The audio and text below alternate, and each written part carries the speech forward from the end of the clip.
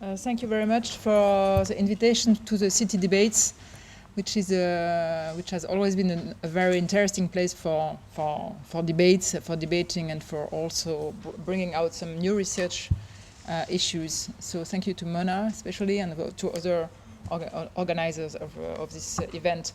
So I'm trying to, in this presentation, to bring together different issues related to popular housing. I'm not usually using the term informality, and I will try to see and to consider how... Bah oui, mais je suis censée avoir un micro. Non, je vois.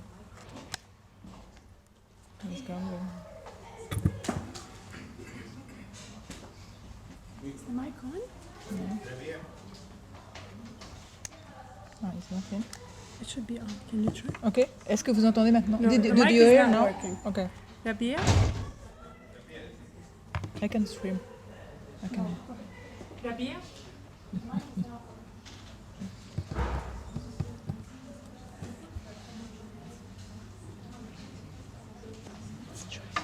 Why do we...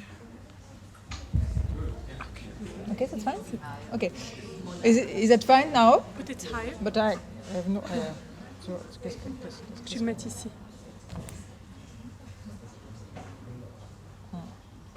Tu veux que je te fasse? Vas-y, je vois rien. Essaye maintenant. Okay, so sorry, do you hear now? Now? Is it fine? Yeah? Vous entendez? Do you hear me? No? Yes? Okay, I can try with this one. I think it's better. Yeah? Okay. Thank you very much. So I'm referring in this presentation to issues of informality, but usually even if I don't use this term, I will try to shape different reflections upon apparition and disparitions of informality issues, and especially I will show how we can discuss this term first, and how also globalization maybe in a way creates new forms of informality and also puts what could be quoted as informality into danger or into more risk and vulnerability. This presentation draws upon several researches that I've undertaken since a long time, especially in Cairo, a little bit in Beirut, and about also several field researchers, field trips with students and workshops, international workshops. I just wanted to present very quickly this UN Habitat map, which shows where the urban growth is taking place now in the world. And I think it's interesting to consider that, of course, most of the cities, especially in the Asian continent, but also in Africa and Middle East, and you see that negative growth rates affects primarily Eastern Europe, Northern Europe, and some restructuring cities in the United States and North America. So I think that one of the basic ideas of showing this map is to show that urban economic restructuring is really having a very large impact on the way in which different cities grow. But we have to consider also that urban restructuring is not only taking place in the northern countries or in the former industrial countries, but also in the south, but takes different forms and also affects the creation of urban fabrics and formality, or what's called informality. So I will have mostly three parts. The first part is quite short. So I will show some interplays between formal and informal, and also it will lead me to a second part, which is about insecurity and what is insecurity of tenure and what creates what I prefer to call insecure neighborhoods rather than informal neighborhoods. Then the third part is about growing insecurity and risk of vulnerability, especially related to global issues of urban restructuring and economic restructuring. So in this first part, I think it's very common now to know or to hear that there is that states and public authorities, generally speaking, contribute or at least create and sometimes even create. And I will add also need, as we saw in the former example, need informality to exist and to have shadow places. And shadow places, it's very funny because there is a very strong correspondence between the former presentation and mine. Shadow place, I mean, the city needs shadow places, and dirty money needs shadow places, and considering the type of state or local authorities, you need to have this kind of possibility just to hide things or to prevent, to favor certain kinds of developments. Of course, there is various degrees to these challenges or to this. Okay, so there is at least five different types of state allowance, in fact, of informality. The first one is use conflicts between various kinds of local authorities, national and local authorities, or sometimes local authorities and private companies and so on and so forth. Then the second one is the politics of laissez-faire that we saw in the case of international migrants, but that can be also applied, of course, to most of the countries that have a large, let's say, informal sector.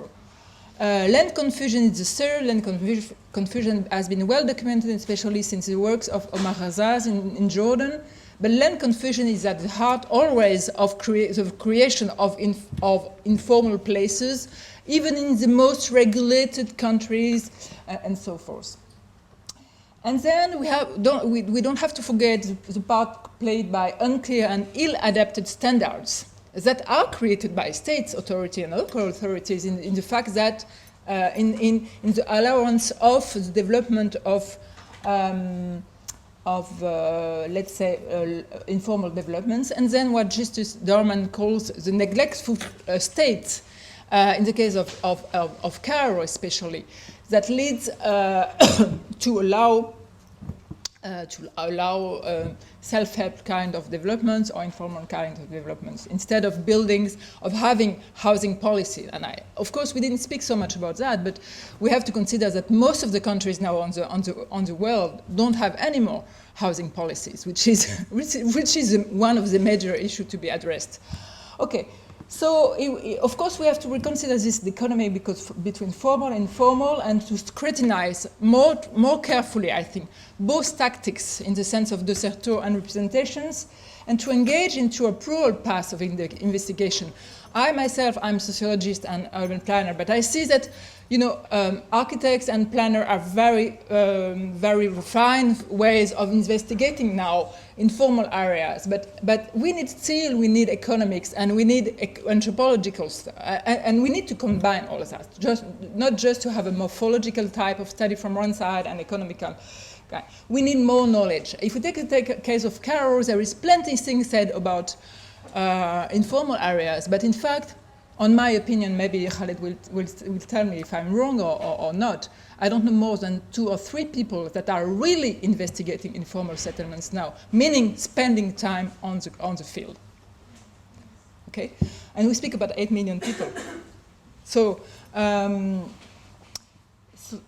etc. So, what about insecure neighborhood? What does it mean, insecurity? And how does it allow to reconsider informality? In fact, I think that rather than speaking about informality, I would prefer, generally speaking, I speak about popular neighborhoods or popular-based neighborhoods, or de création populaire in French. But I think now that it will be maybe more accurate to speak about insecure neighborhoods. Of course, insecurity is created mostly by the state and by the state apparatus or local authorities, and now more and more by private developers and private sectors. Okay, so why not informality? Informality, in fact, okay, if we take the term of ashwayat in the Arab world, random or disorganized, we all know, but it needs to be still investigated that there is, in fact, this terminology is very often used because we don't know how people on the ground think space and how they have been planning.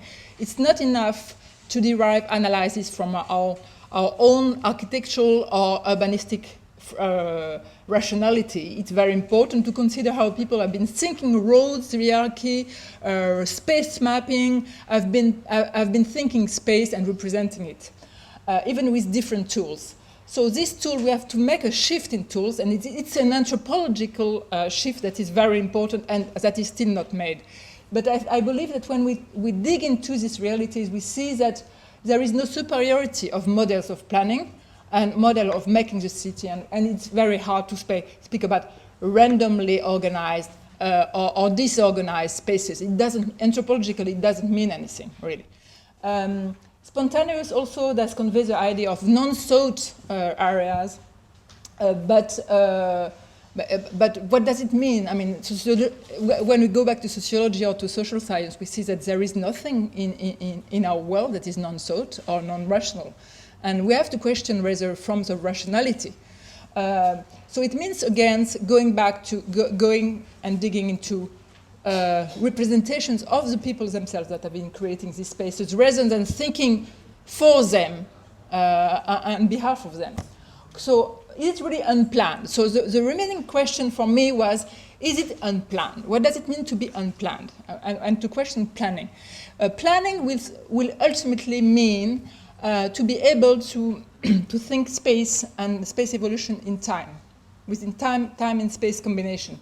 But we see, if we take the works, for example, of Simone Abraham or other anthropologists, people who question planning from an anthropological point of view, we see that planning always conveys what she calls elusive promises. It means planning is never realized as such, as it is usually promised. And planning is rarely thought as an instrument to prepare for time adaptation. And it is particularly the case in cities with a high growth rate, such as Cairo, Mumbai, and so forth. Two examples.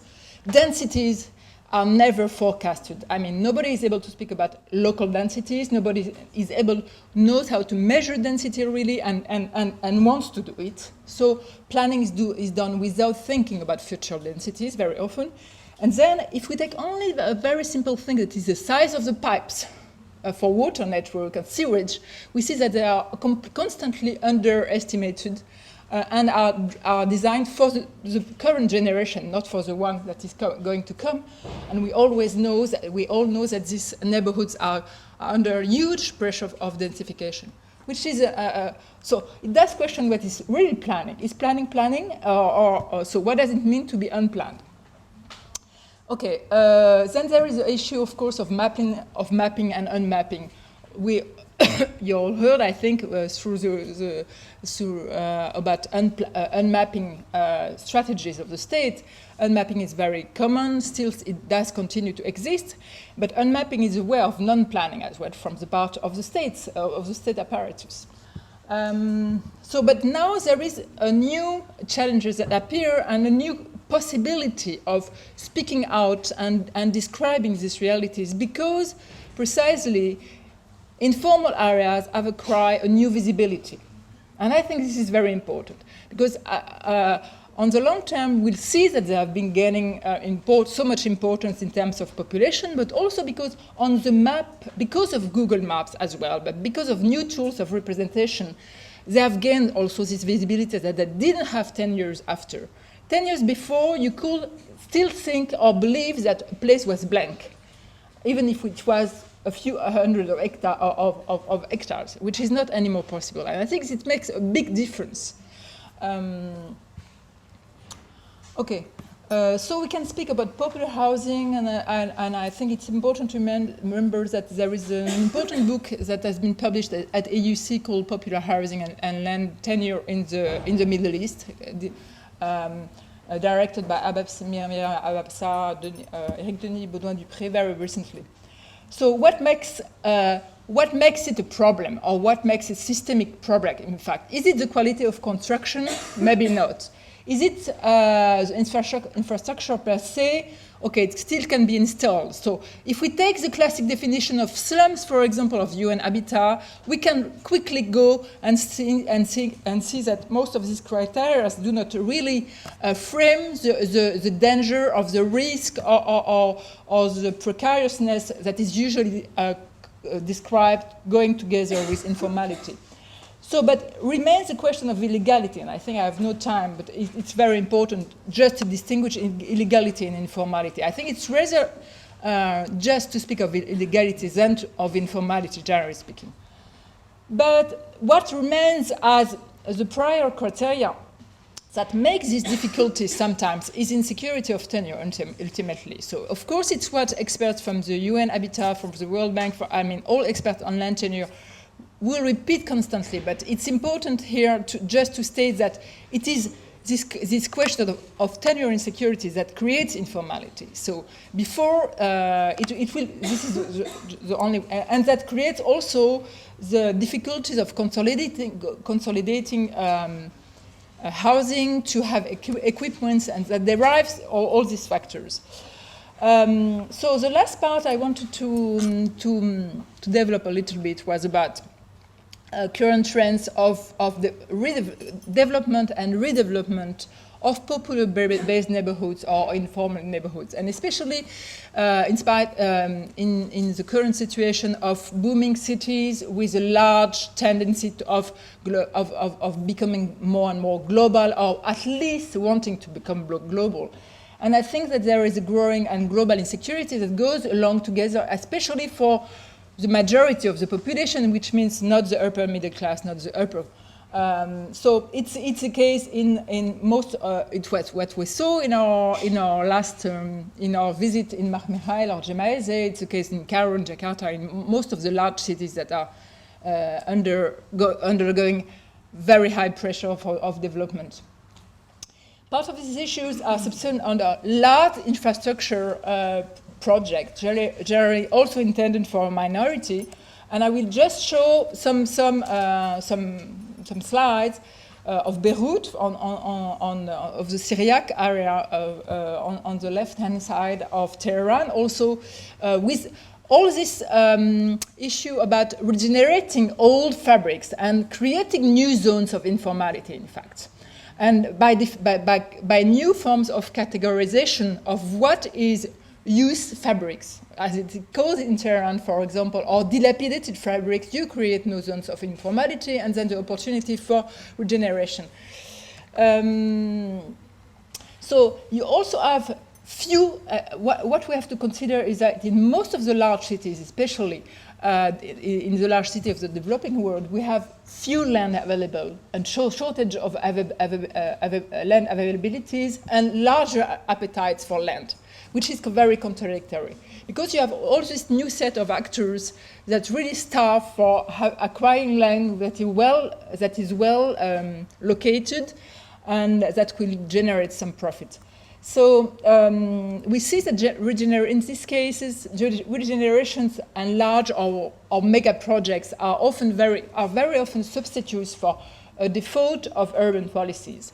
But they're also targeting these international and local elites, upper middle and upper classes, and are reverberated by a large transnational capital's influence, be them private diasporic, as in India or Lebanon, be them related to money laundering, be them associated to new international corporate capitals.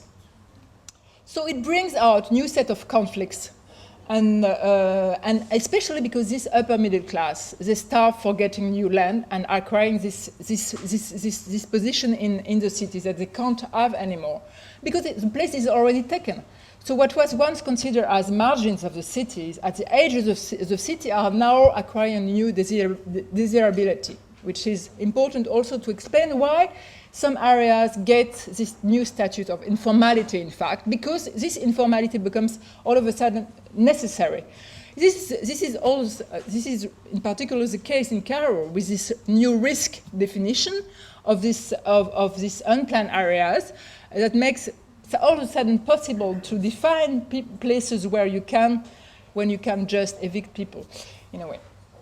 So it leads to redefinition of new territories to be re-urbanized or regeneration. Regeneration is not an appanage of the rich northern countries. It's also taking place in most of the developing cities, especially led by the private sector and authorized by a neglectful state.